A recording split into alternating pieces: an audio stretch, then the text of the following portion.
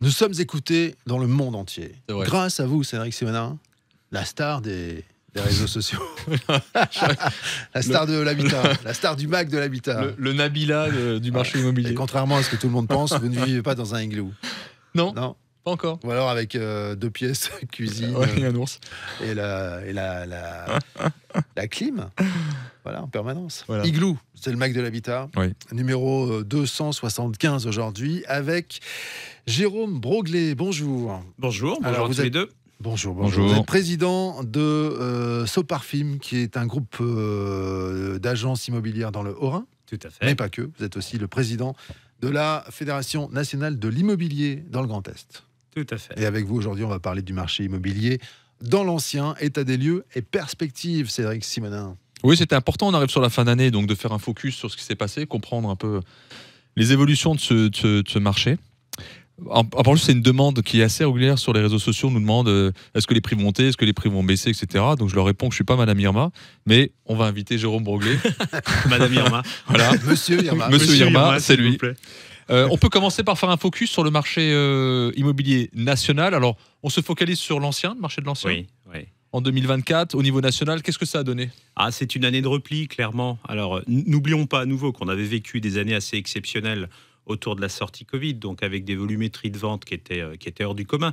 Donc là, c'est une situation d'atterrissage qui a été brutale, on va dire, en 2023 et qui s'est poursuivie sur 2024. Donc, on est sur des volumes de vente annuels autour d'un peu moins de 800 000 euros quand on a surfé avec 1 200 000 euros dans les années fastes type Enfin, euros. 2021-2022. Vous êtes en nombre de volume, en volume, pas en Qu'est-ce que euros. j'ai dit? Des euros. 800 000 euros. J'aime Ouais, trop je comprenais l'argent. plus rien. 800 000. là. Non, volume de Ça, vente. c'est son pardon. salaire, en fait. C'est son Il- salaire. il confond. Si seulement. Loin de là. Donc, nombre de ventes, Nombre de ventes. 800 ouais, 000 tout à fait. versus 1,2 Ouais, million. Versus 1,2 million. Ok. Effectivement. Donc, c'est une belle chute, effectivement. Allez, parlons un peu d'un marché régional, l'Alsace. Comment ça se comporte? Alors, c'est un marché qui avait évolué à la hausse comme tous les marchés régionaux, mais peut-être de manière un peu plus mesurée que ce que d'autres secteurs français ont connu. Alors, pour faire simple, sur les 10 dernières années, notre marché Grand Est est quand même un marché qui avait évolué à la hausse d'à peu près 30%. Mais ce qui, somme toute, est assez raisonnable par rapport à l'envolée des marchés du sud de la France, des marchés parisiens. Donc, on a eu une belle hausse, mais avec un atterrissage qui a été plutôt doux. Sur 2024, on estime à peu près en moyenne à moins 5, moins 6% à peu près la baisse en valeur sur notre Là, on est marché d'accord, on est en Grand Est. valeur, on n'est plus en nombre, hein, non, on est en pas en valeur. volume, en valeur. Ouais, en prix. valeur. Mm. Ouais. Donc, atterrissage, moins Un 5, moins 6. atterrissage, voilà, qui reste mesuré, mais qui est aussi à mettre en rapport avec l'évolution des prix qui ont été aussi, par rapport à la globalité du marché national, assez mesurés. Ok, maintenant, si on arrive sur cette fin d'année, là, tout doucement, si on fait un atterrissage fin d'année, est-ce que vous pouvez nous donner quelques prévisions, en particulier sur le marché Grand Est?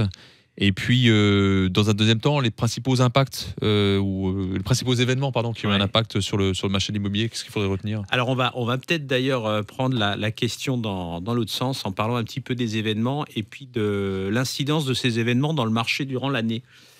Comme je le disais, 2023 avait été une année compliquée, donc 2024 démarre un peu de la même façon, dans une situation d'attentisme, clairement. Donc je crois qu'il y a une problématique de visibilité qui est d'ailleurs toujours assez présente en ces jours politiquement un peu complexes.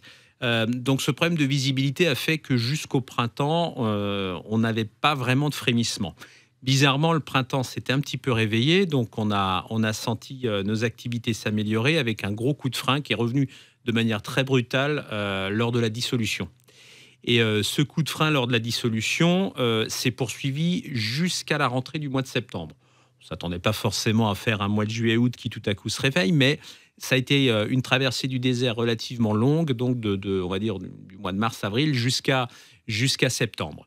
Il y a entre-temps eu un événement ou une évolution notable, c'est celle de la baisse des taux, où on va dire, arrivé au mois de septembre, je pense qu'il y a eu un peu une maturité dans l'esprit des acheteurs, où ils ont compris un peu la bascule et qu'effectivement, il fallait oublier l'illusion d'un retour un jour à un taux d'intérêt autour d'1%, et que au final, les taux qui étaient proposés, avec également la petite correction qui s'ouvrait sur le marché, la négociation qui se rouvrait à nouveau, permettait quand même de se projeter et d'y aller. Donc depuis le mois de septembre-octobre, je serais tenté de dire qu'on a d'une manière globale un marché qui s'est réveillé et qui retravaille bien. Alors pour qu'il retravaille bien, il fallait effectivement de l'engouement au niveau des taux, on l'a eu, mais il fallait également qu'il y ait un petit peu matière. Et en fait, ce qui a fait longtemps défaut, du moins dans les 2 dernières années, c'était d'avoir pas que des acheteurs, mais pour qu'il y ait des acheteurs, il faut qu'il y ait des vendeurs, qu'on ait un petit peu de matière première. Et là, j'ai l'impression que les choses se sont détendues et qu'on a à nouveau un volume de biens nouveaux arrivant sur le marché et aux nouvelles conditions de marché qui s'est accru.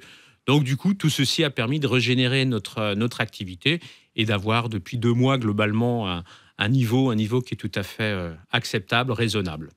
Et ça va continuer. Lors d'une dernière émission, quand on avait parlé de l'évolution des taux, notamment, j'avais dit les planètes sont en train de s'aligner, il y a une fenêtre de tir là dont il faut bénéficier. Confirme. Avant, je pense, mais Jérôme Broglet me dira peut-être l'inverse, mais avec des taux qui devraient encore peut-être baisser d'un chouïa. Oui. Mais il ne faut pas forcément attendre après ça, parce que ça va être 0,1, 0,2, ça ne change pas grand-chose sur 20 ans, mensuellement parlant, j'entends. Surtout par rapport à l'opportunité qu'on a devant les yeux aujourd'hui. Ouais. C'est ça. Et que peut-être qu'avec ce regain d'acheteurs qui arrive sur le marché, les vendeurs auraient peut-être tendance à vouloir moins négocier ou maintenir des prix peut-être un peu plus hauts. Donc là, c'est le moment. Il y a une fenêtre de tir là pour les acheteurs et les vendeurs de trouver un bon accord. Bonne conjonction, surtout qu'il faut reconnaître aussi que nos amis banquiers ont un petit peu mis de souplesse dans leurs exigences. Alors les apports personnels restent requis et autour en général à peu près de 10% de l'opération, mais ce qui est pas du tout en soi une erreur, bien au contraire. Hein. Mais du moins ils ont revu un peu leurs conditions d'octroi, donc les choses sont un peu plus relaxes, plus positives. Donc ceci conjugué à cette baisse des taux et aujourd'hui à une offre qui s'est améliorée, fait, comme le dit Cédric, effectivement qu'on est dans une période d'aubaine dans laquelle je pense qu'il faut se diriger. Et Cédric, dimanche, autour du poulet haricot, votre beau-frère, Tati vous dira, ça y est, c'est bon, je franchis le pas. Je peux y aller. Non, toujours pas. Toujours pas, mais je verrai dimanche poulet haricot, je vous dirai ça lors d'une prochaine émission. C'est notre feuilleton. Ouais, c'est ça. Le beau-frère, c'est mon fil rouge. C'est notre mascotte un peu. Mais on l'invitera un jour. Ouais. Alors, on a perdu 400 000 transactions, entre guillemets. C'est un marché qui souffre quand même, comme tous les marchés de l'immobilier, là, neuf et ancien. Mais là, on est sur l'ancien. Les professionnels de l'immobilier, ils se retrouvent dans une situation de plus en plus compliquée. Il y a pas mal d'agences immobilières qui ont fermé, plus d'1 millier, je crois, en 2024. Comment les professionnels y vivent cette crise ? Alors, il faut quand même relativiser aussi le nombre de fermetures d'agences. Peut-être qu'effectivement, le nombre de collaborateurs, et on y viendra tout à l'heure, a tendance à se restreindre dans le monde de la transaction. Les agences, il y avait toujours globalement à peu près 2,5% d'agences qui annuellement fermaient. On est aujourd'hui sur à peu près 3,5-4% des agences qui ont fermé sur 2024. Donc c'est pas non plus un raz-de-marée. Et c'est pas les meilleurs. Mais justement, voilà, et c'est pas un raz-de-marée terrible. Si on analyse d'un peu plus près, et là je vais parler du Grand Est. Ce sont effectivement pour certains peut-être des néo-professionnels, donc des gens qui sont arrivés il y a relativement peu de temps sur le marché et qui ont un peu vécu l'effet d'aubaine d'une conjoncture positive entre 2020 et 2023, sans forcément avoir une stratégie de gestion saine et de sécuriser un peu leur trésorerie, parce que notre métier, il est fait de haut et de bas. Et entre le moment où on démarre une transaction et le moment où nous sommes rémunérés, il peut se passer 6 mois, 9 mois. Donc, bien entendu, ça appelle un peu de trésorerie. Donc, ces jeunes, ils ont un peu de mal. Mais je crois surtout qu'aujourd'hui, la baisse, elle se constate dans l'environnement des agents mandataires. Donc, puisque notre métier, via cet effet d'aubaine conjoncturelle, a pu attirer pas mal de néo-pratiquants sous un statut qui s'appelle celui d'agent mandataire en immobilier, donc des indépendants. Ces profils-là n'étaient pas forcément donc clairement issus du monde de l'IMO, ont abordé les choses avec cet effet conjoncturel, mais malheureusement, la conjoncture se retirant, de la même façon, eux, aujourd'hui, sont en train de revenir à leur métier ou leur passion antérieure. Et c'est surtout sur cet aspect-là où on a de l'impact aujourd'hui. Donc c'est ce monde-là qui aujourd'hui souffre en premier lieu. Et ceci nous amène finalement à une reprofessionnalisation accrue du métier, puisque ce sont plutôt les acteurs historiques, structurés, les agences classiques, les agences pour de vrai, comme j'aime les appeler, donc notamment les 414 agences FNIM, qui, elles, par contre, persistent et perdurent dans cette situation peut-être un peu plus tendue pour certains. Le marché de la vente ou revente et le marché de location sont intimement liés. On peut dire un mot là du marché de location qui est vraiment en pleine souffrance aussi. Complètement, puisqu'il y a un problème de rotation. En fait, beaucoup de locations ou de mises en location sont générées par des profils de locataires qui un jour deviennent propriétaires. Or là, depuis 1 an et demi et le ralentissement de l'activité en vente, forcément, beaucoup de ces locataires sont restés locataires. Et donc, on a un problème de rotation sur le parc locatif. Donc, déjà, moins d'opportunités, moins d'offres qui se présentent. Le marché des investisseurs, qui également aujourd'hui est pas forcément stimulé, il y a une certaine frilosité, tant de la part de l'investisseur en lui-même, vu l'environnement général, que de la part du banquier, qui n'a pas toujours voulu non plus l'aider ou le financer. Donc, on a aussi une offre qui n'est pas, on va dire, réalimentée par le biais d'investisseurs ou de néo-investisseurs. Donc, le marché locatif, il se tend très clairement. C'est d'ailleurs un peu un sujet dramatique dont on aimerait bien que nos chers élus, quels qu'ils soient, d'où qu'ils viennent, puissent se saisir, parce qu'on parle beaucoup de crise immobilière. Moi, je parle d'une crise du logement. Parce que clairement, aujourd'hui, on a pour beaucoup de profils des difficultés à trouver une solution locative décente et également un loyer qui soit décent. Parce que si, du coup, il y a moins de mouvement, le peu de logements qui est mis en location dans les zones non protégées se voit sur des niveaux de relocation qui sont beaucoup plus importants qu'auparavant. Donc, il y a une hausse des loyers qui est flagrante et qui est vraiment le fruit de cette situation.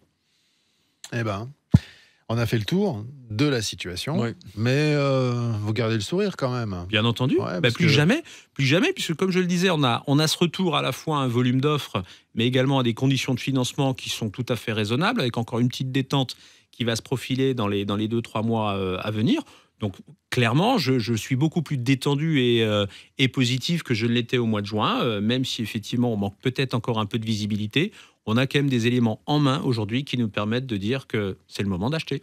Et on peut toujours dire que quand l'immobilier va, tout va, ou donc alors oui, c'est comme le bâtiment. Tout à fait. Voilà. Peut-être dire le contraire maintenant. Quand ça va mal, l'immobilier va mal. En attendant, la preuve en est, on va pas si mal que ça. Du moins, quand on fait son métier correctement et de manière réfléchie, on y arrive. Donc, du coup, on va aider les Français à aller mieux aussi. C'était bien de prêcher la bonne parole, en tout cas. Merci toujours. Jérôme Broglet. Merci Cédric Simonin. Merci. igloonair.com, toutes les émissions depuis le début, c'est la 7e saison d'Igloo, le mag de l'habitat et de la déco. On va parler bientôt déco dans cette émission, on en parle régulièrement, évidemment. Et puis sur les réseaux sociaux, sur le site internet d'Igloo On Air, je l'ai dit, et celui de topmusic.fr. Salut, à bientôt. Salut.